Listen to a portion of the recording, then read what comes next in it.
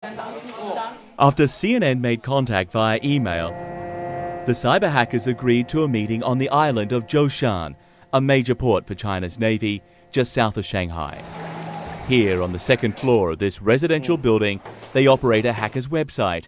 3 young men, all in their early 20s, who insist on not using their real names.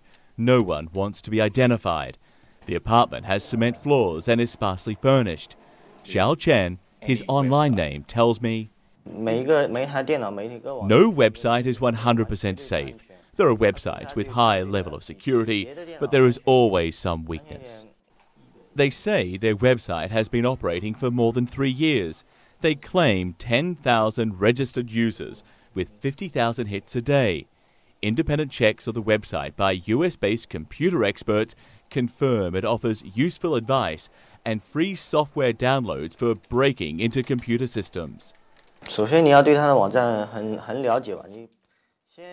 First, you must know the website you want to attack, he says. You must know what program it's written with. You have to learn programming first. There is a saying, know about both yourself and your enemy, and you'll be invincible. On camera, Xiao Chen is careful not to mention the targets of their cyber attacks. But in conversations over 3 days, he claims 2 of his colleagues have hacked into the Pentagon, downloading information. CNN has no way to verify if that is true. They wouldn't publicize this, they wouldn't make it public, he says, later adding, it's very sensitive. The Pentagon says last year, computer networks in the US, Germany, Britain and France were hit by what they call multiple intrusions. Many, they say, originating from here in China. US officials have been careful not to directly accuse the Chinese military or government, but add, the way these intrusions are conducted are certainly very consistent with what you would need if you were going to actually carry out cyber warfare. What is your response to that? Well, China denies that and has called on the US to prove it. If they have any evidence, I hope they would provide it. Then we can cooperate on this issue.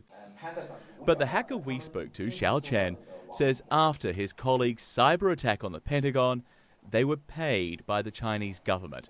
Another allegation strenuously denied by Beijing.